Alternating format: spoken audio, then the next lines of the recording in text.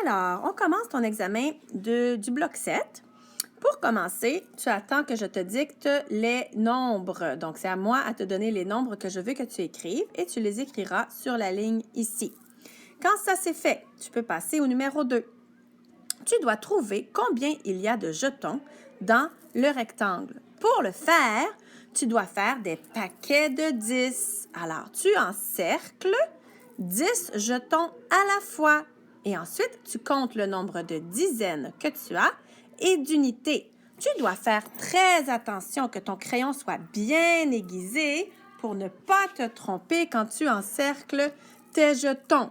Alors, tu dois faire des paquets de 10 et ensuite me dire combien de dizaines tu as et d'unités. Quand tu as terminé cela, tu passes au numéro 3. Alors, tu dois représenter les nombres suivants. A, on a 79, B, 91, en dessinant des barres de 10 et de petits cubes unités. Alors, combien y a-t-il de dizaines dans 79? Tu me fais les rectangles. Et combien y a-t-il d'unités dans 79? Tu me fais les carrés. Quand tu as terminé, tu vas au numéro 4. Tu peux faire un dessin pour t'aider si tu en as besoin. Alors, tu dois m'indiquer ici dans la ligne de quel nombre on parle. Quel nombre est composé A, on est à A ici, quel nombre est composé de 8 unités et de 7 dizaines? Tu peux faire ton dessin de dizaines et d'unités et m'indiquer le chiffre ici, composé de 8 unités et de 7 dizaines. B. Le nombre que je cherche, que tu vas écrire ici, est composé de 0 dizaines, mais de 15 unités. Alors, tu fais ton dessin de 15 unités, tu regardes si tu as des paquets de 10 que tu peux faire.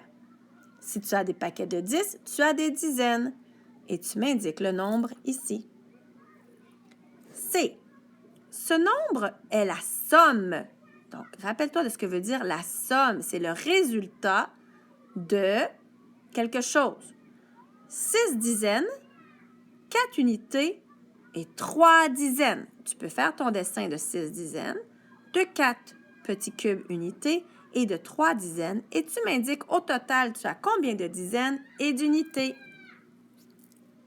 Le dernier ici, le nombre est composé de 8 dizaines et 16 unités. Même chose, rappelle-toi, si tu décides tes 16 petits cubes, peux-tu faire un paquet de 10? Si oui, tu dois la compter comme une dizaine et indique le chiffre ici. Ensuite, au numéro 5, tu dois trouver les nombres pairs et les écrire et les nombres impairs et les écrire. Donc, tu as les 4 chiffres ici, 68, 83, 50 et 37, lesquels sont pairs et lesquels sont impairs.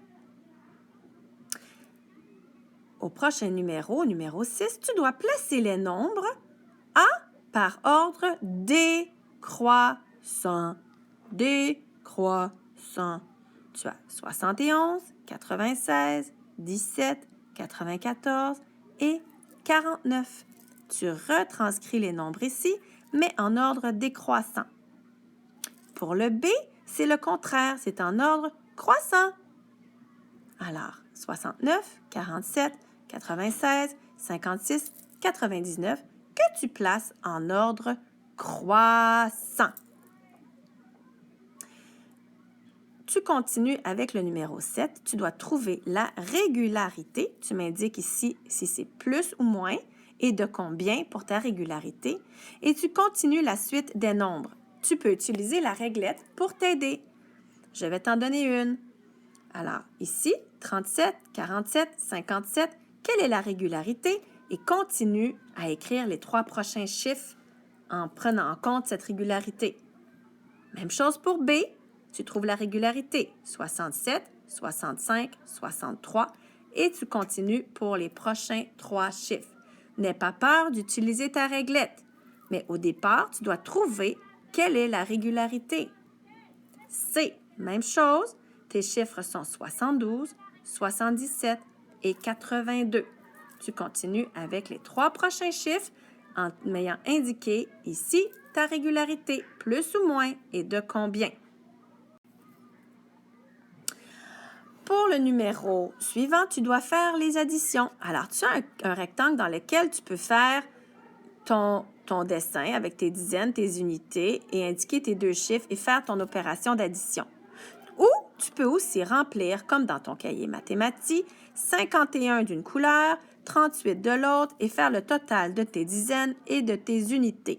Tu fais comme tu veux la technique que tu as besoin, mais tu dois me faire l'addition de 51 plus 38, 43 plus 36. Et tu m'indiques la réponse de la somme ici dans cet endroit.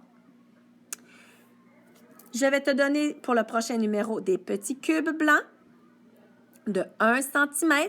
Tu dois mesurer ceci avec les cubes et me dire combien la ligne mesure de cubes au total. La dernière page. Tu as une efface, une règle de 15 cm et un gros autobus.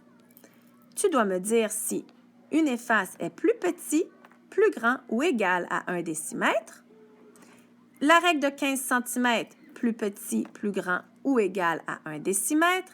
Et un autobus scolaire, d'après toi, un vrai autobus. Est-ce que c'est plus petit, plus grand ou égal à 1 décimètre?